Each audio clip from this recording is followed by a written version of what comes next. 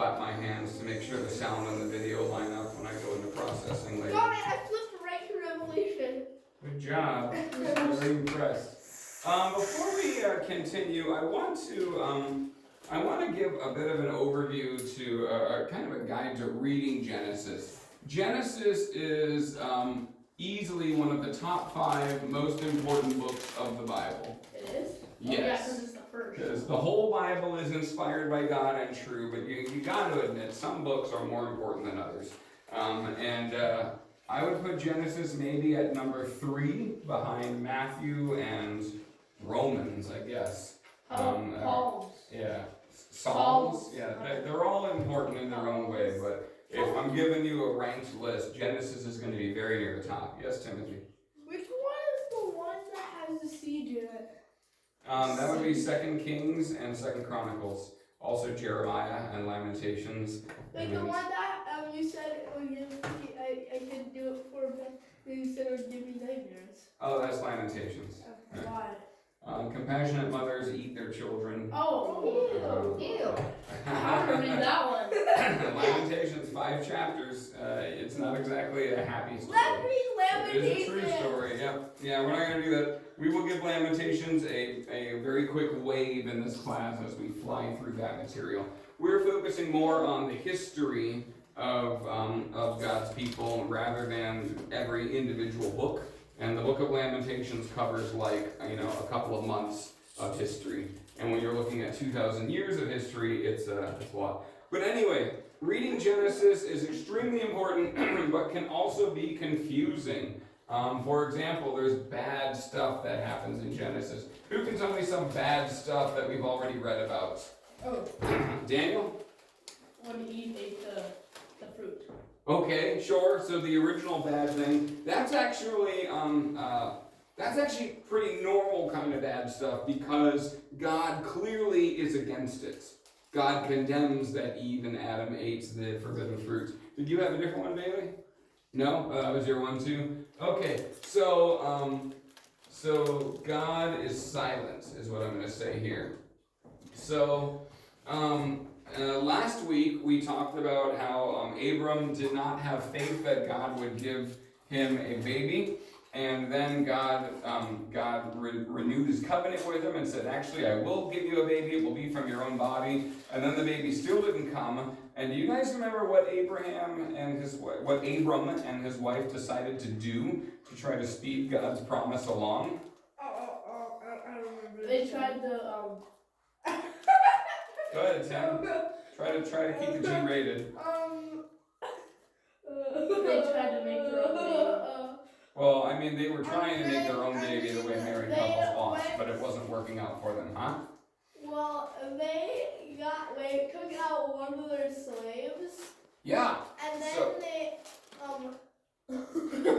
they gave her to Abram, right? And with all of that entails, yes. So Abram could not get his wife pregnant, and after God renewed the promise to Abram, I'm sorry, I'm switching my names. After God renewed the promise to Abram noted, well, he said it would come from my body, but my wife wasn't actually mentioned. And so in their wisdom, Abram and Sarai decide to give Abram a slave woman to impregnate, which he does, and she has a child. And God has to intervene and be like, this child will be a great nation, but he will not be the great nation that I promised you. You will, that child will come from you and Sarah. What would that child turn out? But here's the deal. Is it good for a husband to knock up a slave girl instead of his own wife? No, it is not good, yes. And yet God doesn't condemn it. And there's other bad stuff that happens in Genesis. Do you remember the last thing we talked about last week? What did Jacob do to his brother Esau before he ran away from home? Huh? He stole that blessing. That same blessing that God gave to Abraham was supposed to be passed down to Isaac, which it was, and then was supposed to be passed down to Esau, who was the firstborn. Granted, he was the firstborn twin, so we're talking like 5 minutes, but still, Esau was the firstborn. He was the inheritor of the promise. and Jacob knew it. And so Jacob, with a little help from his scheming mother, Jacob, he put fur on his forearms because his brother was a very hairy man. And so Jacob basically was trying to imitate his brother. His father was blind, and Jacob did his best impression of his brother's voice and came in and was basically like, "Hey, Dad, it's your favorite pal Esau, come to get your blessing." And Isaac is like, "Huh, you feel like Esau and you smell like Esau," because Jacob was wearing Esau's clothes. You know, he's committed to the bit here. "But you sound like Jacob. Oh, well, here's the blessing. You will be the inheritor of this incredible promise," and all this stuff. And then Jacob leaves, and then the real Esau comes in. He's like, "Hey, Dad, I'm here for the blessing." And his dad's like, "What? Well, then who got the blessing before?" And that tone of voice is actually not in the Bible. But anyway, so Jacob has just stolen a blessing from Esau.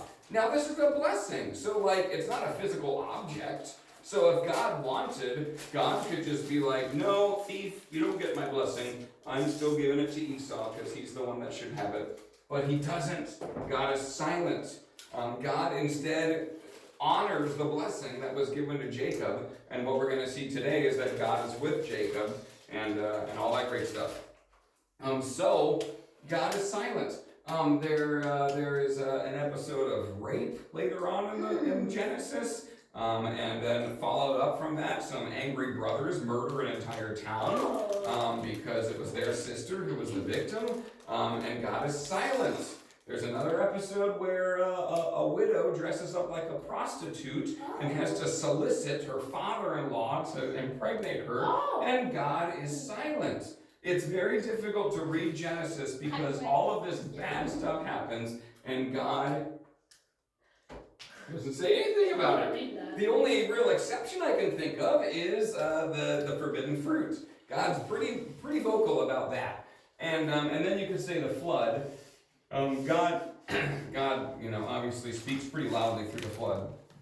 But here is the message that is behind that. There is no law.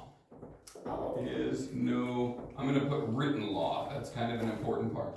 There is no written law. So later on, in a couple of weeks, we will read about Moses and how God gives his law that will govern his people Israel through Moses. And God's law is an incredible gift. It teaches them how to live and how to prosper as a society. But this is before Moses. There is no written law. And so the bad stuff that happens in Genesis is actually intended, it's history, but it's written this way to cause us, the reader, to be like, wow, before God gave the law, people were messed up. People did all kinds of terrible things and that they thought were right, and God is silent about it because God had never told them not to do that. That wouldn't come until God gave the law to Moses, and what a blessing that was. But it can be difficult to read Genesis because bad stuff happens in Genesis, and God does not condemn it. That doesn't mean it's good. It doesn't mean it's less bad. It just means that there's no law, so why would God expect them to act any better? So later on he gives his law, and we have things like monogamy, marrying one person, and other other things that people in Genesis shouldn't have been doing. They get spelled out as bad in God's law. Another difficult thing about Genesis is cultural differences.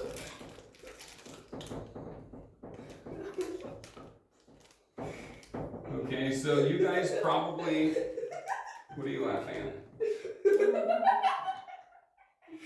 I don't know what he's laughing at. What have you got in your lap, Dana? I have a sugar packet. Why do you have a sugar packet in your lap? It's something else I'm laughing at. Okay. I'm not going to touch that. Just try to contain yourself, Tim. And Daniel, try not to be a distraction. Alright, cultural differences. So, when you guys heard that Sarai gave her slave woman to Abram, you probably thought to yourself, wow, that's kind of shocking, but I guess that's how they did it back then. And that was how they did it back then, but it was still bad. It was just God was silent. But there are other things that they did in those days that are not bad. They're just different. For example, the whole practice of sacrifice. Right? What's up with that? God asked Abraham to sacrifice a child, and instead he sacrificed a ram, and that supposedly makes it okay. Yeah, the ram has feelings too. Yeah, exactly. So like, what's up with that? So here's how I want you to think about sacrifice. You know, in church, we say we worship our God with our offering, and then what do? Give money. Give money, that's right. And what is, okay, I'm not going to go down this with questions. Offering. But what I will say is this. The chief purpose of money is to buy the things that you need. And one of the chief things that you need is food. So in a roundabout way, your offering is food. And what I am saying to you is just as you are giving to God what you need to live, namely the ability to buy food in your offering, that is exactly the same thing that animal sacrifice did. Because, of course, chief among foods is the meat, right? And people would raise animals in order to slaughter them and eat their meat. Nowadays, we are pretty far removed from the process of slaughter, and we just go to the store and buy some juicy looking red stuff in a plastic package, and that's our meat. And we don't really realize that this was once a living animal that has been killed and drained of its blood and hacked to pieces and packaged and sold. We don't get all that unless you're a deer hunter. Then I guess you get to feel the food aspect of it.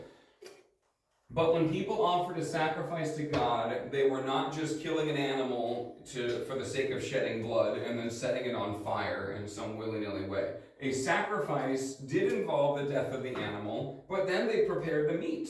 Part of the sacrifice was not just setting the thing on fire. It was basically an altar was not unlike a grill, where they set up wood and in fact the Lord's altar in the temple, it had a crisscross shaped grill over the top of it. So it was kind of like a big basin, and it had a grill over it. This is terrible, actually, really bad drawing.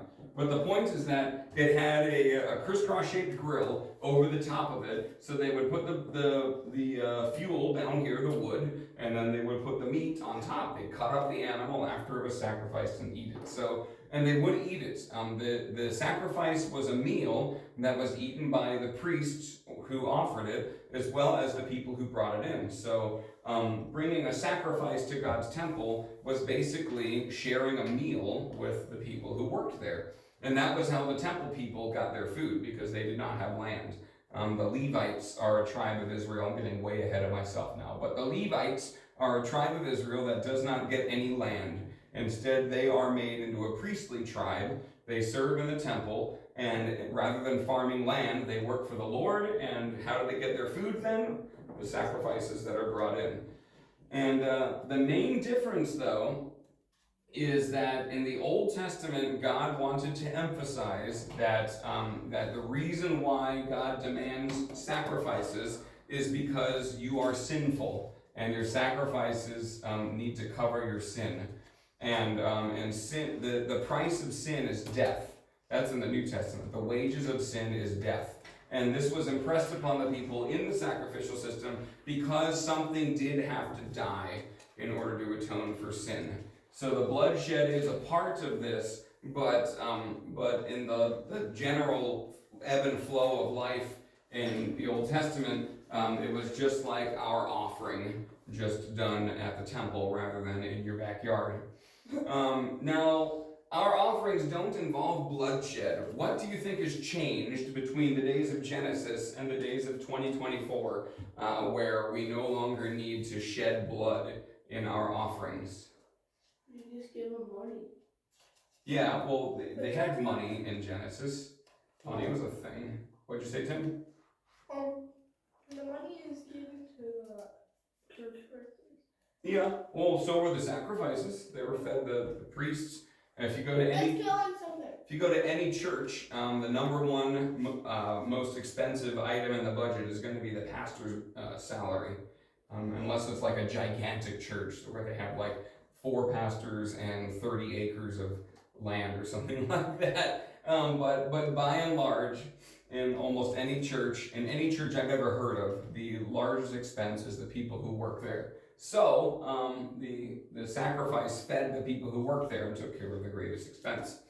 The difference though now, why our offerings don't need to involve bloodshed now, is because Jesus came onto the scene. And when Jesus died on the cross, he was literally the sacrifice to end all sacrifices. It turns out all of those animal sacrifices in the Old Testament were meant to remind people that blood must be shed to pay for sin, but at the same time it was never enough because they always needed to make more sacrifices. It was never done. You didn't have a lifetime quota of sacrifices that you had to make. You just did it as long as you lived. But then when Jesus came, he gave his own life on the cross, and by that sacrifice, all sin has been atoned for. And so now, when God's people give an offering, it is not to pay for sin, but rather it is to help with the ministry of the gospel, to help with the Great Commission to teach Jesus to the world. So yeah, that's a big cultural difference. We talked about circumcision. That was a very weird thing in those days as well. It was not it was definitely the kind of thing that would make a guy raise his eyebrows, just as it does now when you learn what it is.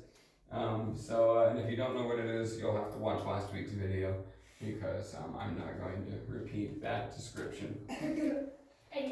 Anyway, I just wanted to cover that. Now we're going to get to lesson 8. So open your workbook to page 33. Among Us. And and there's no Among Us in today's lesson. Dang it. It's Israel and Joseph to Egypt. Not fair. That is definitely the calling part of this part of the scriptures. Sometimes life just doesn't seem fair. People cheat and get away with it. Bullies pick on those who are smaller and weaker, and others are punished when they don't deserve it. Think of something that's unfair and write it below. So go ahead, Daniel. What's unfair? Did you want to say something else? No, I'm good. Okay. Think of something unfair. Take 10 seconds. Think of something unfair. Jot it down and then share it with class. That's Okay. We're going to take 10 seconds. So jot it down. I don't have a pen. Okay. Are we out of pencils in the jar of shame? The basket of shame? There's 2 pencils here. Are these both yours, Bing or Bella? Sorry. Oh, Daniel? I can just use I got nothing. Yeah. Whatever. 10 seconds are up. All right, Daniel. Share what's not fair. What's not? John Cena has more money than me. And John Cena has accomplished more in life than you. No way. Yeah.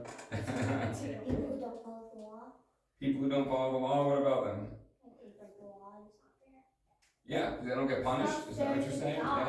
Yeah. I shouldn't have erased that, but God is silent, right? That's a big one. It doesn't seem fair. Yeah, so not fair generally means we work hard and follow the rules, and other people skirt the rules and cheat and lie and do other things, and they don't get caught. Yeah, the wicked prosper, even though they're wicked. In many of the narratives in this section, things happen that just don't seem fair. But through it all, God is present and active.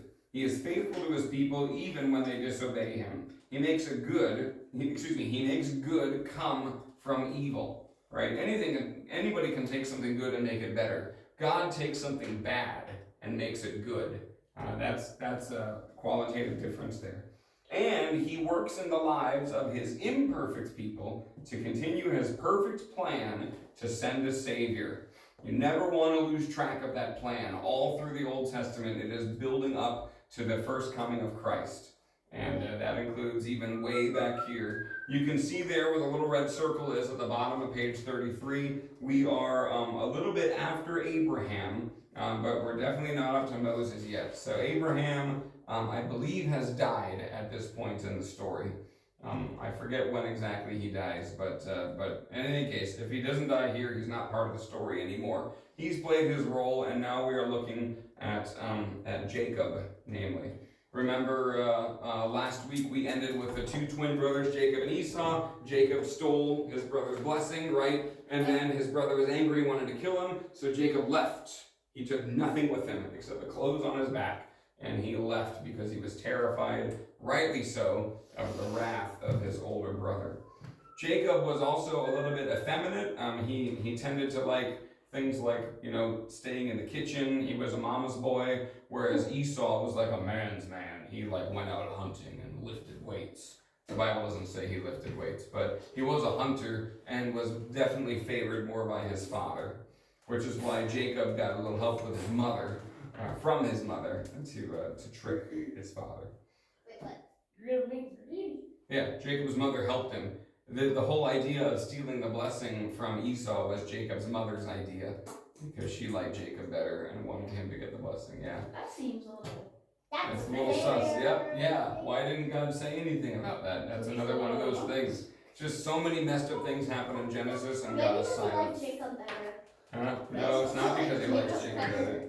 Jacob definitely doesn't deserve it better. He is a deceiver, a trickster, and we'll see where that lifestyle leads him. He's a little sus. Who wants to read the big picture in the orange box there? Go ahead, Bailey. After tricking his father into giving him the blessing of the firstborn, Jacob flees to his uncle's house in Haran. Haran to escape his brother Esau. Esau murderous rage. On the way, Jacob has a dream where the Lord himself renews the covenant promise that was made to Abraham and Isaac in Haran, yep. Haran. Jacob meets the love of his life, Rachel, and works 7 years to earn permission to marry her. But the deceiver is deceived by his uncle, and Jacob unwittingly marries. Ultimately, I think. Oh, unwittingly. Unwittingly marries Weak-eyed. Leah. Jacob worked 7 more years to marry Rachel. Rachel and Leah complete for who can bear the most sons. After another 7 years, Jacob and his large family leave Laban and return to face Esau. who is surprisingly he has forgiven Jacob. Jacob plays favors. Please stop drumming.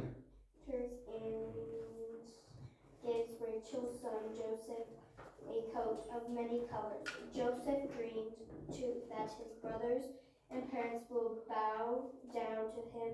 His brothers are understandingly upset. They reacted and sold him to traders who sell him to an Egyptian officer.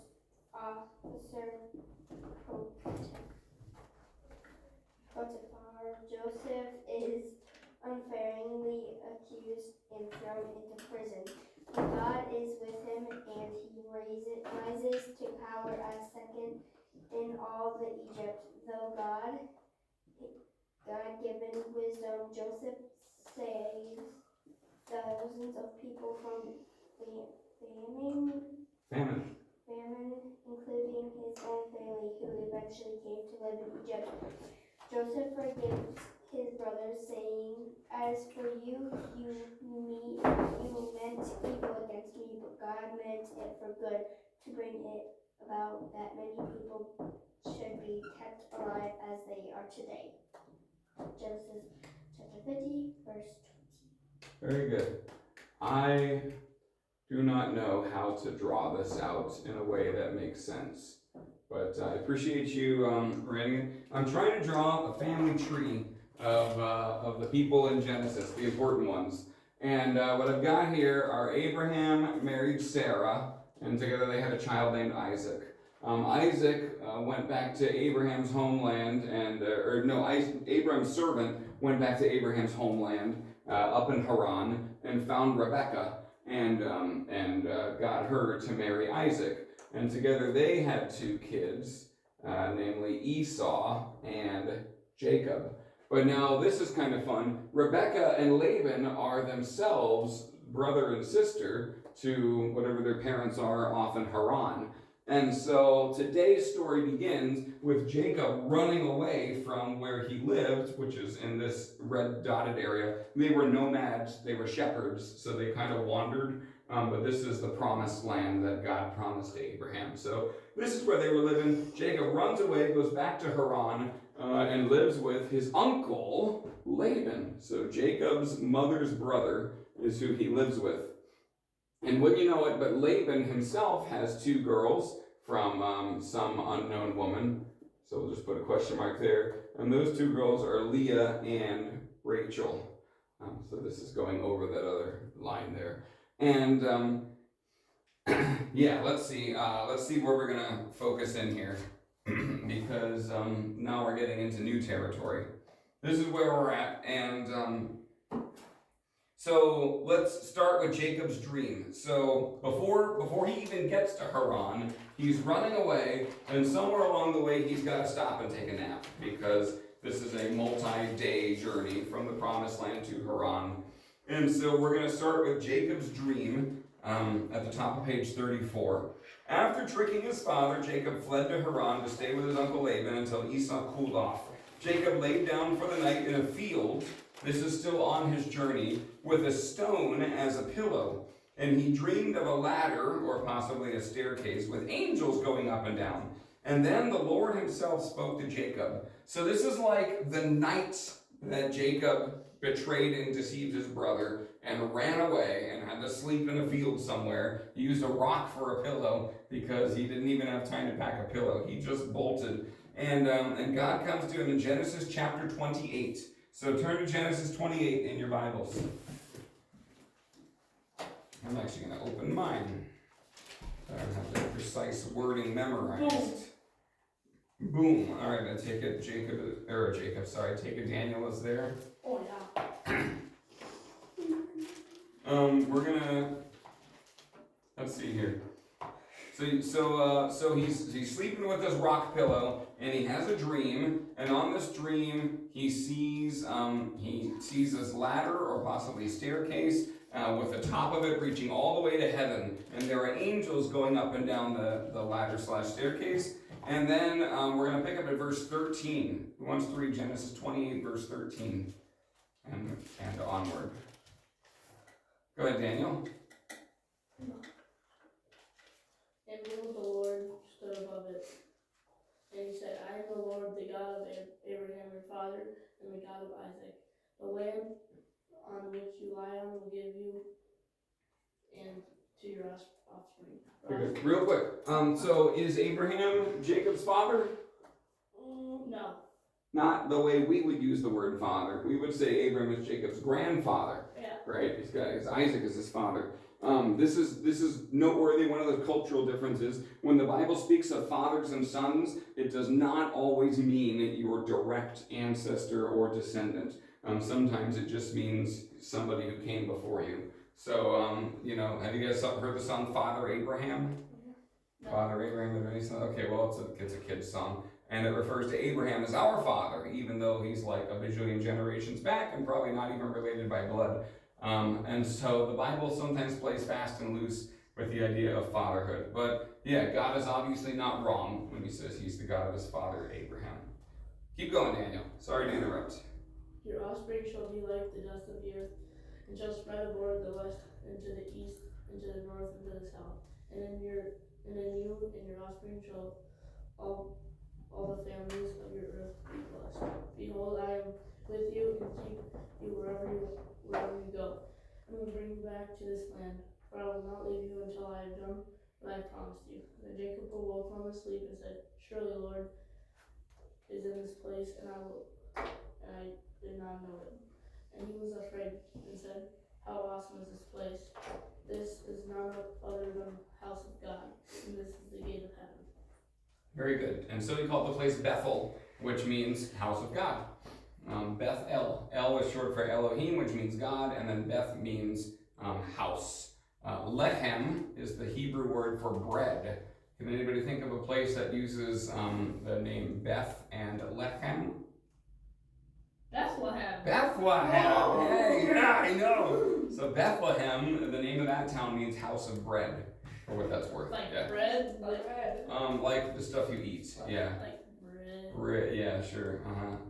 So anyway, I went ahead and redrew this because I forgot that this is a real, like, a documented place. So Jacob actually probably left from the southern part of the Promised Land and hadn't even gotten out of the Promised Land before God appeared to him.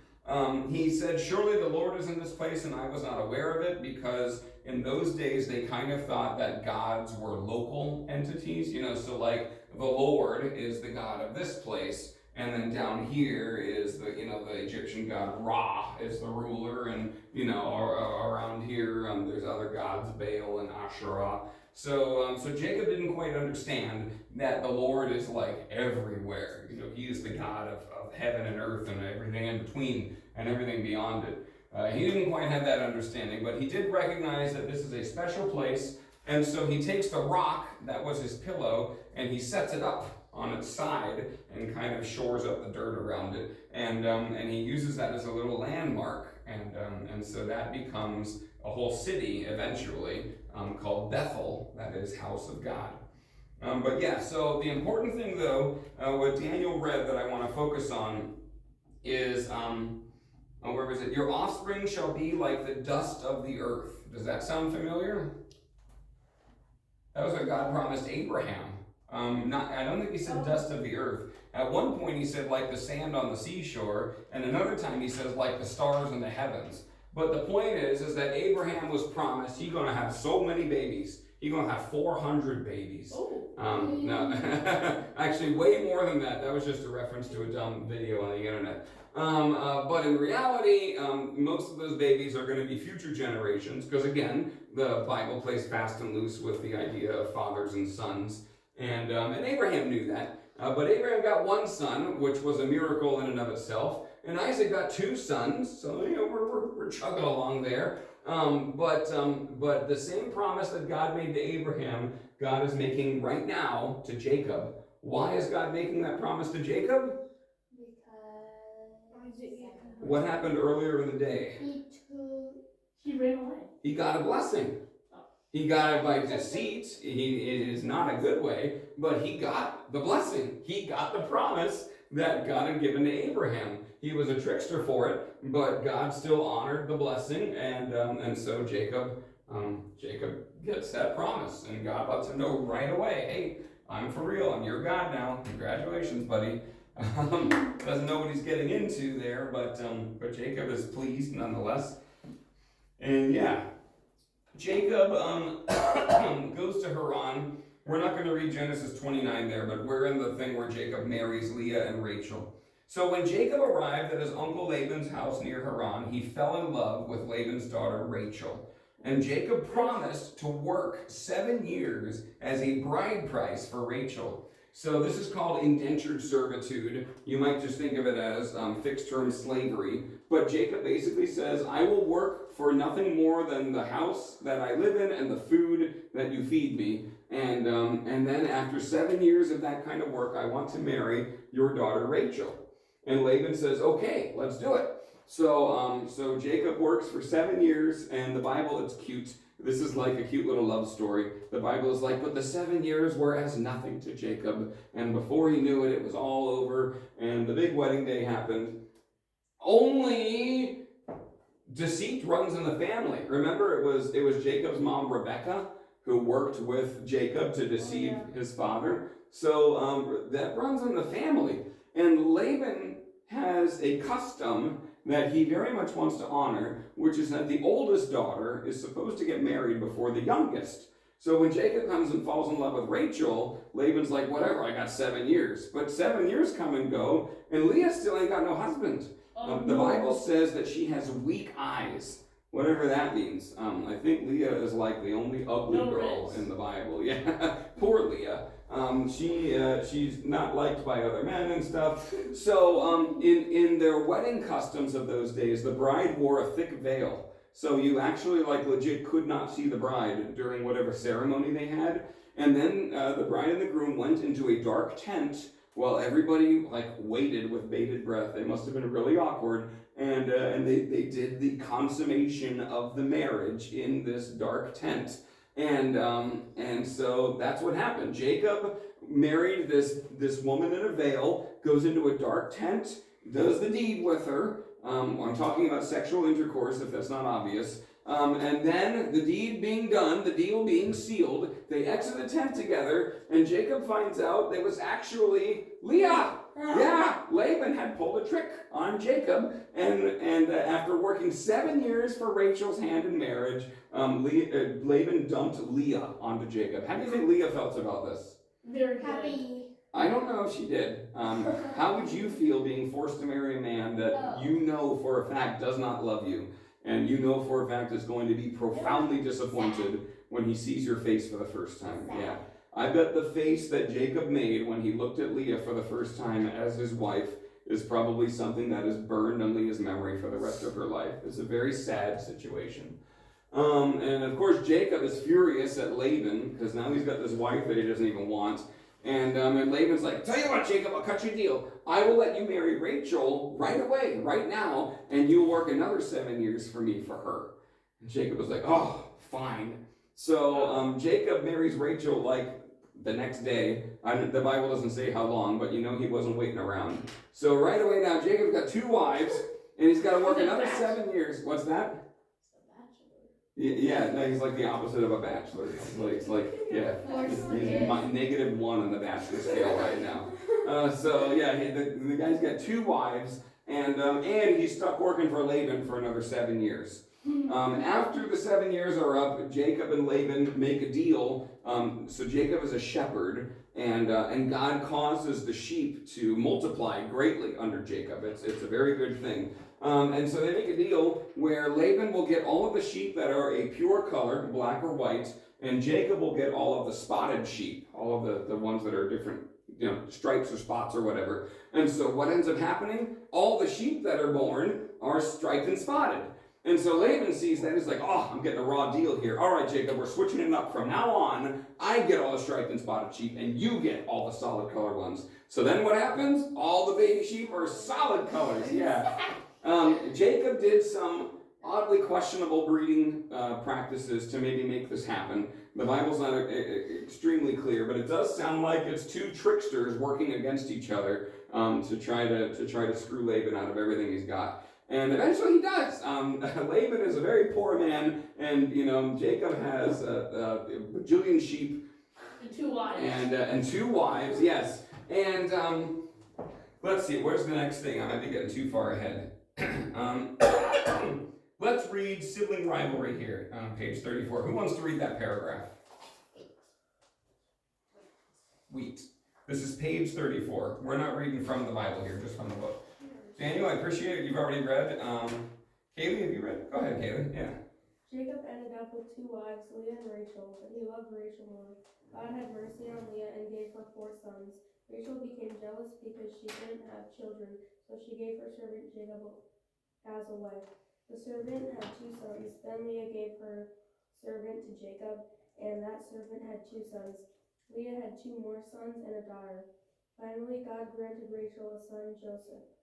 Later, Rachel would have another son, Benjamin, but she would lose her life in childbirth. Look at Jacob's family tree. What names do you recognize? Through which of Jacob's sons would the Messiah come? Okay, so yeah, right away, Rachel and Leah are vying for Jacob's affections, and of course Jacob loves Rachel more than Leah, and God sees that and has mercy on Leah, and she has 4 sons, and I don't remember their names, so we're just going to put 4 With Jacob? here with Jacob. Yeah, they're all with Jacob. Rachel has no kids; she appears to be barren. And so Rachel gets jealous that Leah's having all these sons because, Jacob's going to love Leah more because she's giving him all the kids. And kids were a big deal in those days. And so Rachel says, Jacob, I want you to take my handmaiden, right? Just like Sarah did for Abraham. Why don't you take my slave? And I cannot remember if Rachel's slave was Bilhah or Zilpah, so I'm not going to make any connection. But these were the names of the two slave girls. Yes, there are two. Because after Rachel gives Jacob one slave, I guess I'm going to put Bilhah in the Rachel camp, but I'm not certain if that's the right one. It's 50-50. After Bilhah has a couple kids, then Leah is like, oh, no, you don't. Dear Jacob, take my slave. Make some babies with her, huh? And so she has some kids. And how many, the total is 12, plus a daughter. But what are we looking at here? Servant has 2 sons. Then Leah gives her servant to Jacob. And that servant has 2 sons. Yep, so we got 2 here. And then, what did you just read there? Leah had 2 more sons and a daughter, so we're up to 6 now. And since this is a patrilineal society, they don't really count the daughters, sadly. Although the one daughter we know of, because she's the rape victim that I mentioned earlier. Her name is Dinah, and that's a whole thing. So 6 sons plus a daughter. I'll do a +1 there. We love daughters too. It's just that's the sons that are the tribes of Israel. And then finally, after all of this drama, God gives Rachel a son. Hooray, Rachel. So she gets a son. And then, is that the end? Let's see. 6, 7, 8, 9, 10, 11. Yes, and then Rachel does have one more son, and that son is the death of her. Rachel dies in childbirth, which is a common thing back then, sadly. And that child was going to be called Ben-Ami, which I think means son of my suffering, but Jacob instead chose to name him Ben-Yamin, which I don't remember what that means, but it's Benjamin. Is the youngest of the 12 sons of Israel. The 12 sons of Jacob, I mean. And there's a family tree there on page 34. Oh, I should have just copied what your book has there because, it doesn't have Esau. But anyway, so there's, it's got the names in it too. I should just look in the book. So Zilpah is Leah's servant. Ha, I got it right. And Bilhah is Rachel's servant. Yeah, all that was from memory, by the way, yo. So, Big brain. Yeah, that's right. Your pastor's got a big brain. And of the sons of Leah, so Reuben slept with either Zilpah or Bilhah, I forget, and that made Jacob very upset. And so Reuben did not get the blessing. Simeon and Levi are the brothers of Dinah, who, after she was raped, got extremely angry and deceived an entire town into circumcising all of their fighting men. And while the men were recovering, Simeon and Levi went and murdered everybody, just everybody. And that kind of upsets Jacob, as you might imagine. And so as the second and third born sons, they were next in line for the promise. Down they go. So Judah is actually the one who receives the greatest blessing. He is the one who receives Abraham's blessing that was passed down to Isaac and then Jacob. It goes to Judah. And Judah eventually becomes the ancestor of King David. And King David, of course, is the ancestor of Jesus. And so that's kind of where we're looking at there. So yeah, a lot of messed up stuff happened in Genesis. And God does seem to be silent. Okay. After 14 years of working for his uncle, Jacob leaves Laban to go to his homeland. It's in large part because of the whole sheep thing. Laban is rather upset with Jacob, and Jacob is worried that Laban's going to get violent. And Laban has like an army, so he's a rich guy, and the army wants to get paid. So all that to say, Jacob decides that he would rather, after 14 years, try his luck back at home. Laban pursues Jacob with an army, but eventually catches up, and they have words, but it doesn't come to blows, and they kind of shake hands and make a truce, and they leave in relative peace. Not exactly comfortable, but at least the army's not coming after Jacob anymore. But Jacob continues to go home, and speaking of armies, Esau is now coming up from the promised land. He's heard that Jacob's on his way back, with a whole bunch of sheep and a whole bunch of kids and a whole bunch of wives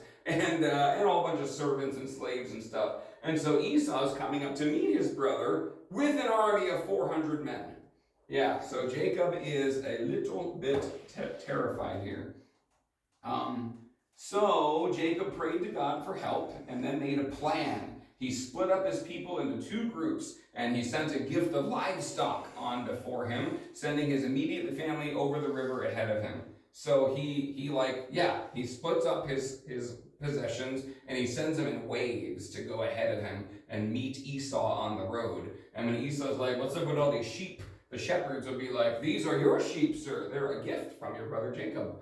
And but still Esau keeps on coming, and Jacob is nervous. He's terrified. My brother wants to murder me. That was why I left. I'm coming back. He still wants to murder me. He's got an army. Oh my goodness, what's going on? The night before they're going to meet, he sends his immediate family away and is alone. He figures if Esau wants to murder me, at least we'll spare the wives and the kids. It'll just be him and 400 of his finest against me, and I will die. But we're not done yet. Jacob wrestles with God. This is the pivotal moment in Jacob's life. He deceives, he runs, he deceives, he runs. All of his messes are catching up to him. He's at his wit's end. He's gonna die. And so he's alone for the night. And then, I'm at the top of page 35, under Jacob wrestles with God, a man came to wrestle him until morning. It is that abrupt. Out of nowhere, this dude shows up and starts wrestling him. What? I don't even know. He's not fighting. It's not Esau. It's not like Esau's spy. There's no blades involved. They're just grappling each other, trying to throw each other down, wrestling. And in the morning, after wrestling him all night, not exactly a good night's sleep, the man touches Jacob's hip socket and puts it out of place. So, your hip is a ball and socket joint. It looks something like this. You've got, this is like your pelvis here. It's got a hole in it or whatever. And over here, your hip is a ball that fits very nicely into that spot. And then it goes off to make like a leg bone over here. And this is your knee, and there's your feet or whatever. But this joint right here is a ball in a socket, and it's supposed to stay that way. But when when this mysterious man touches Jacob's hip, all of a sudden, it does something like this. And the ball is no longer in the socket. And this causes Jacob to walk with a limp. He obviously can't wrestle anymore, but he also can't run away anymore. Smart. Yes. So at this point, Jacob realizes, put it back in? I guess not. At this point, Jacob realizes that he is not wrestling a mere man. There's something more to this. But Jacob still refuses to let him go. So you can kind of see him grabbing this guy's ankle and dragging his bad leg along. Oh, you can't do this to me.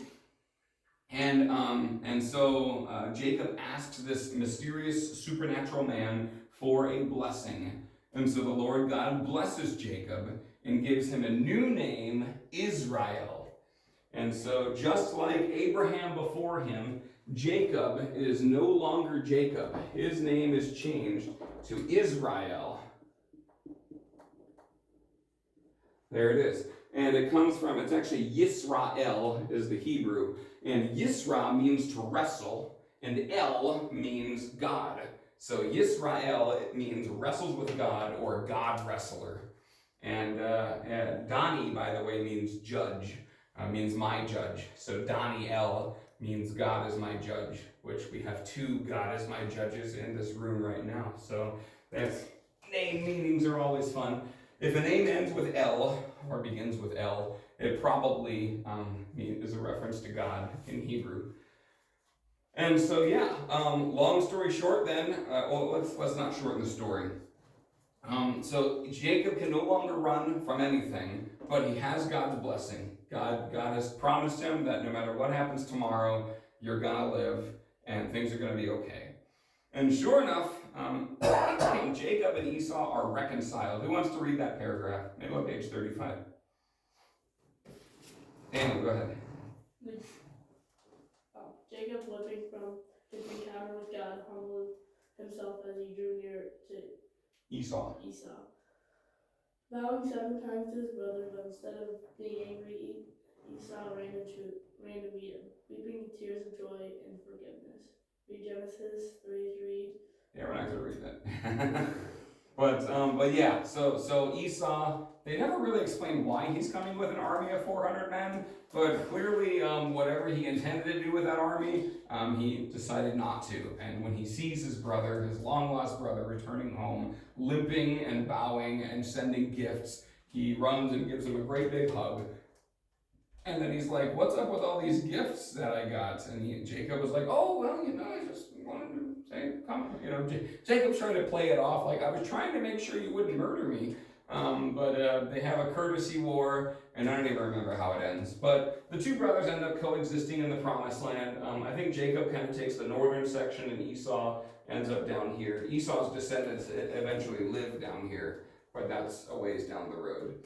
And so, yeah, they kind of just live peaceably from that point on. Esau's descendants become a country called Edom, which is in Edom? Edom, yep.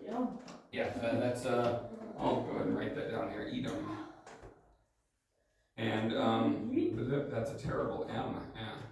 And then this promised land that I've circled in red here, you know it better as the land of Israel.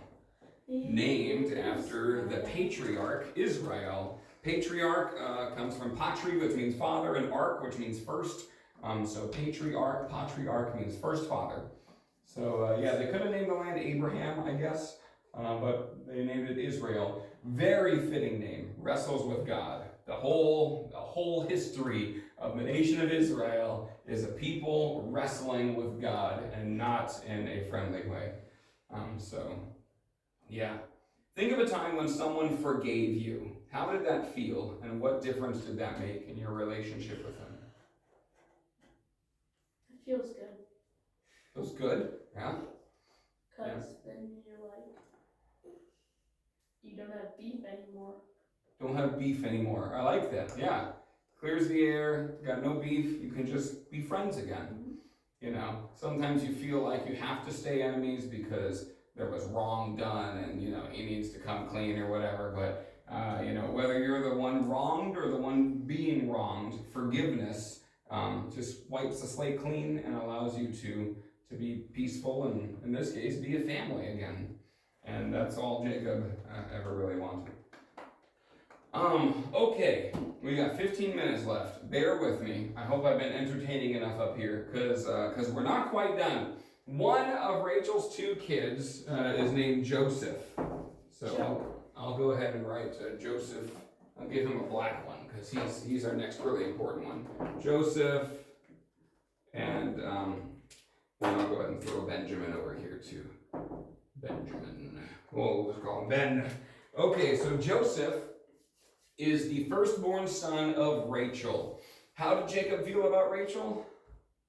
Bad. Good, actually. Rachel was the one that Jacob loved.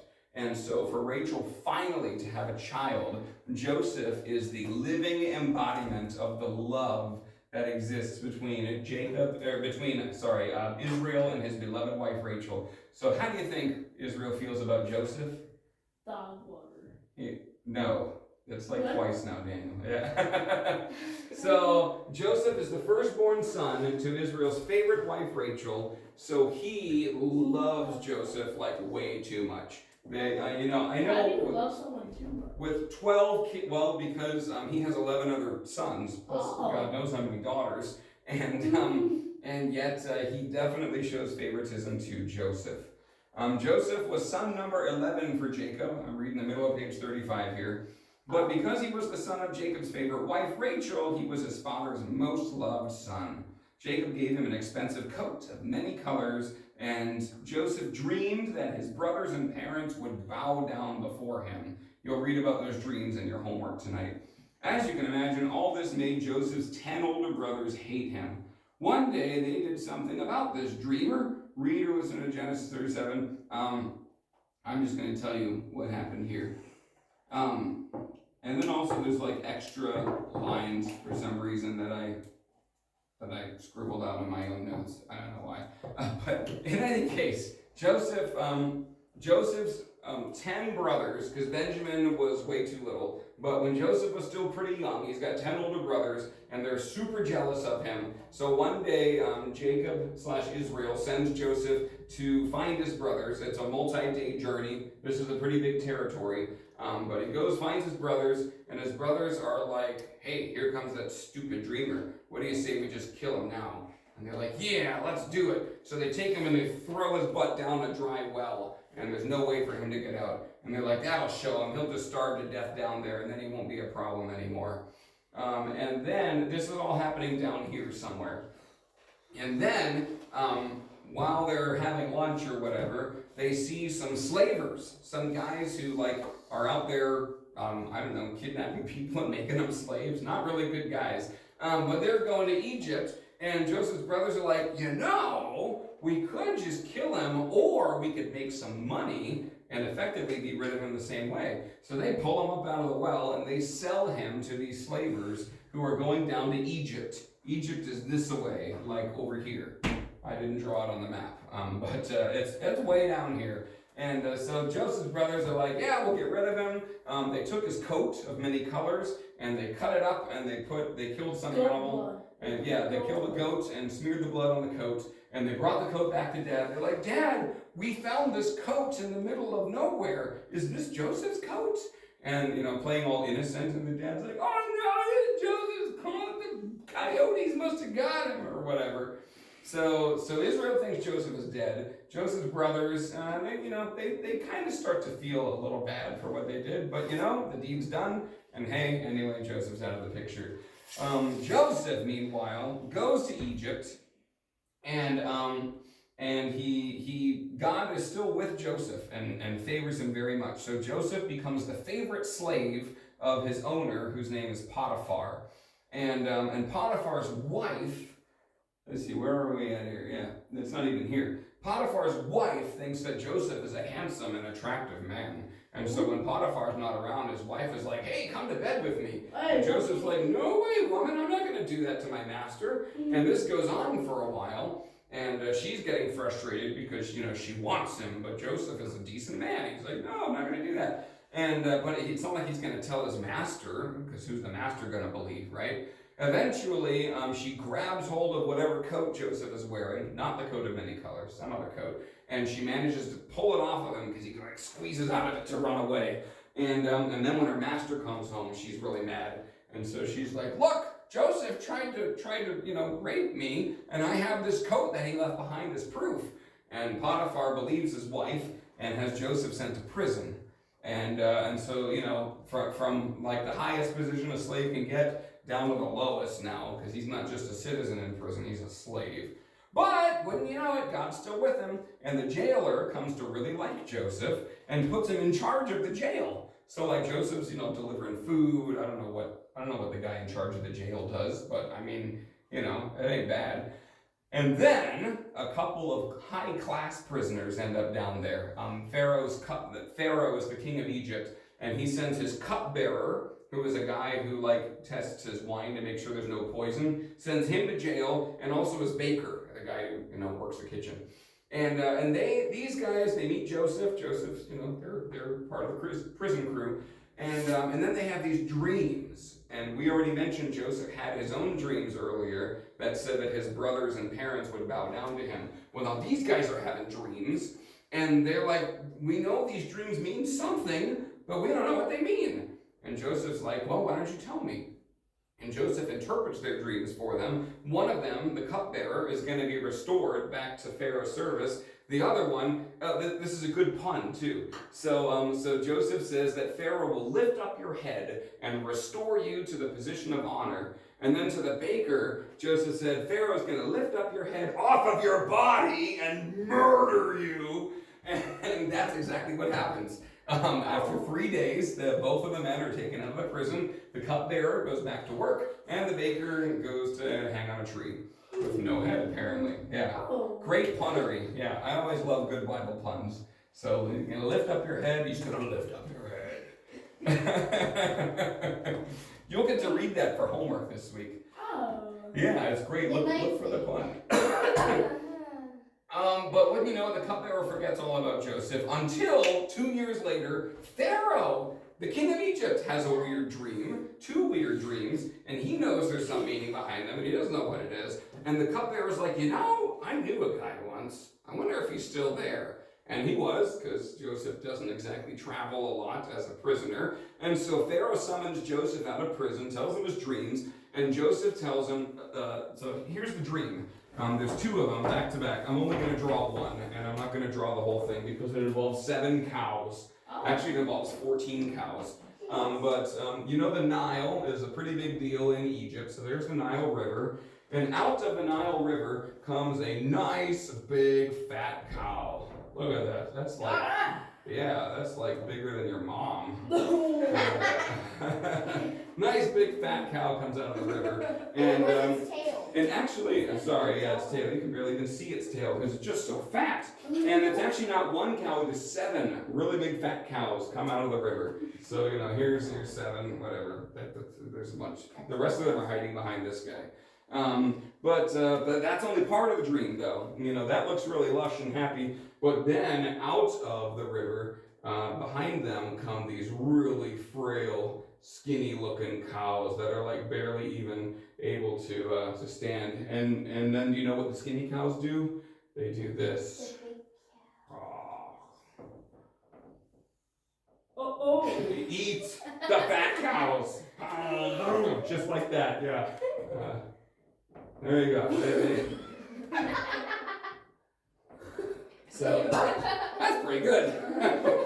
So the skinny cows, they come out of the river after the fat ones, and they eat them. I don't know if it's one bite. Pharaoh doesn't give too many details. But after they're finished eating, the skinny cows are still skinny. Yeah. And so Pharaoh's like, this is messed up.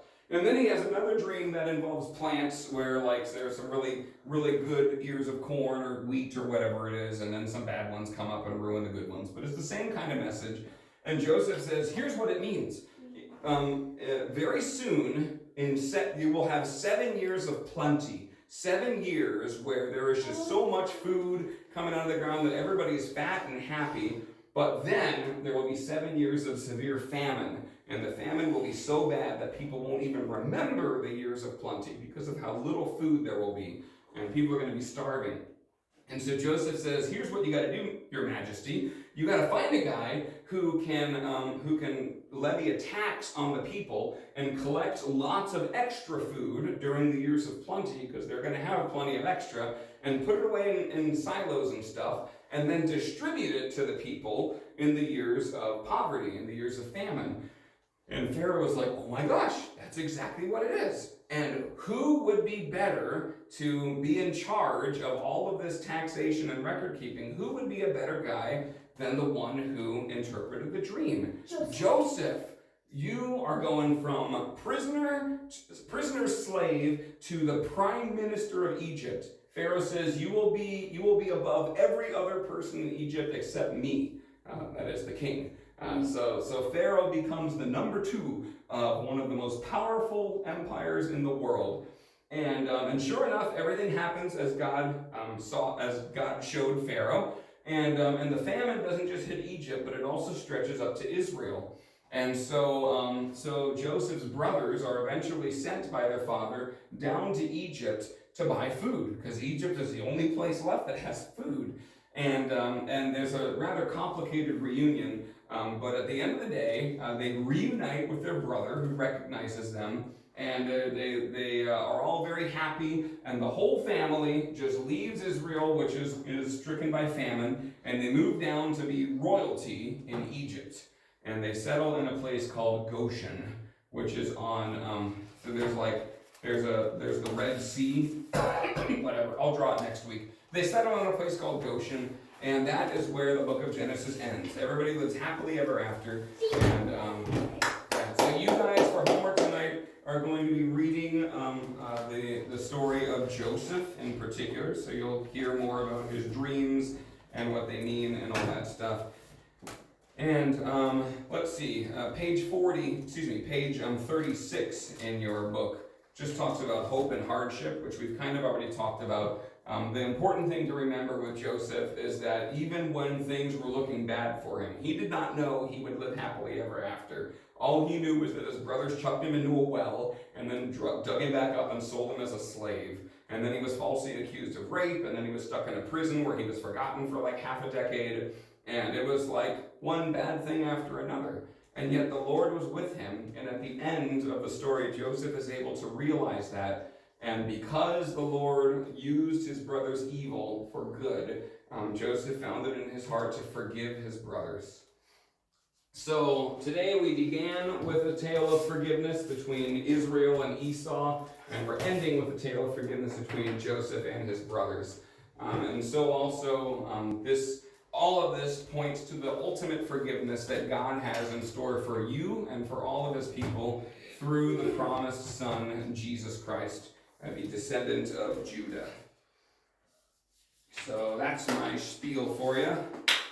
Once you have your homework and your memory help. Oh, check it out. Now that you have all of the books of the Bible under your belt, I'm putting them on the back of your memory help. So with one sheet of paper, you can not only learn the books of the Bible, but also your memory verse for the week. So that gives even more value to that. Of course, that doesn't mean you can't just hang it on your wall. I think that's why I didn't do that to begin with. You have to like flip it over to see the other side. But I don't know. I know I make Timothy take it to school with him and read it while he walks to school. So yeah. Well, we live like 2 blocks away. Oh, yeah. You guys walk here from school and don't seem to mind. And then I have some. No, I don't. I don't have graded papers. I was sick all last week and didn't get to grade any papers from you, so I'm sorry. Thank you, Daniel. Yes, we will end with the closing prayer, Luther's evening prayer. We pray. I thank you, my heavenly Father, through Jesus Christ, your dear Son, that you have graciously kept me this day. And I pray that you would forgive me all of my sins where I have done wrong, and graciously keep me this night. For into your hands I commend myself, my body and soul, and all things. Let your holy angel be with me, that the evil foe may have no power over me. Amen. All right, thanks guys. You've been a great crowd today. I'll see you next time.